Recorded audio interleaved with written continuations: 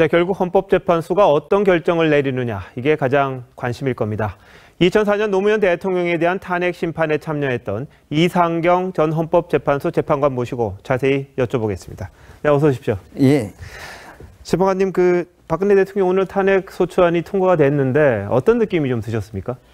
이러한 국가적 불행 사태가 노무현 대통령으로서 끝났으면 좋았을 텐데 네네. 무엇보다도 이러한 국가의 불행한 사태를 가슴 아프게 생각합니다. 예. 그런데 오늘 탄핵안과 2004년과는 좀 상당히 차이가 있죠. 내용적인 면에서 말이죠. 어떤 게 좀 차이가 있었어요? 가장 큰 차이는 그때는 소추 내용이 대통령께서 정치적 중립 의무를 위반했다는 한 가지 사실인데 이번에는 탄핵 사유가 여러 가지 사실을 포함하고 있기 때문에 아주 복잡하다고 생각합니다. 그런데 말이죠. 전 궁금한 게 그때는 선거관리위원회가 노무현 대통령이 정치적 중립을 위반했다라고 일종의 판결 같은 걸 내렸습니다. 그걸 근거로 해서 이제 국회에서 탄핵안을 통과시켰던 건데요.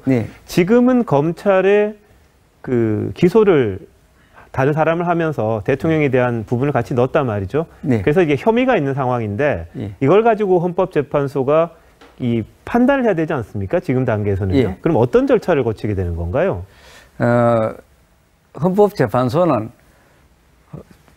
어디까지나 사법 절차이기 때문에 소추 사실이 우선 사실인지 여부를 확정해야 되고 그 사실이 확정된 다음 그 사실이 탄핵 소추 가결에 충분한 사유인지를 판단하는 두 단계를 거치는데 그럼 사실 판단부터 하셔야 되는 거잖아요. 예, 사실 판단을 해야 되는데 검사의 공소 사실은 검사의 의견일 뿐이지 객관적 사실을 확정하는 것은 아닙니다. 확정 판결이 있으면 모르되 아직 모든 국민은 헌법에 의해서 무죄 추정을 받기 때문에 그 사실을 헌법재판소가 확정하는 데는 매우 복잡하고 어려운 과정을 거쳐야 할 거라고 생각됩니다. 근데 보통 6개월 안에 끝낸다고 돼 있지 않습니까? 최장 180일이라고 그러는데 그럼 더 넘길 수도 있다는 이야기인가요? 지금 야당에서는 1월에 빨리 끝내라, 1월 말에 끝내라 그렇게 얘기를 합니다. 180일이라는 것은 법이 규정한 법률 용어로 훈시 규정입니다. 그 내에 하는 것이 바람직하고 요망스럽기는 하지만은 심리가 덜 끝나서 재판소가 그 사실을 더 확인해야 한다면 더 심리는 늦춰질 수도 있고 그로 인해서 결정의 효력에는 아무런 차이가 없습니다. 그러면 지금 최장 180일 그래서 내년 한 5월까지는 대충 끝날 거라고 생각하지만 그보다 더 늘어날 수 있다는 말씀이시죠, 지금 그게? 근데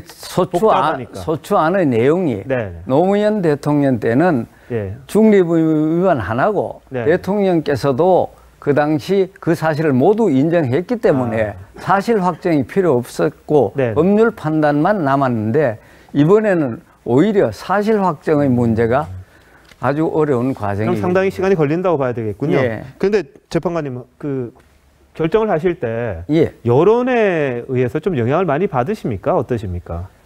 그것이 미국의 탄핵 제도는 소추기관이 하원이고 결정기관이 상원입니다. 정치적 판단을 하는 요소가 가지고 있지만은 우리는 그 절차를 결정기관을 재판소인 헌법재판소에 맡겼기 때문에 여론과는 전혀 관계없이 오직 법과 헌법과 법관의 양심에 따라 재판해야 되지 여론을 참작해서는 아니 됩니다. 근데 지금 촛불 민심이라는 게 탄핵이 될 때까지 결정될 때까지 헌법재판소에 가서 촛불 시위를 하겠다라는 이야기까지 나오는데 그런 부분들은 어떻게 보십니까? 법관도 사람이기 때문에 개인적인 심리적 압박은 받을 수 있겠지만 그것이 법관으로서의 영향을 받아서는 법관이 해서는 아니 될 일입니다.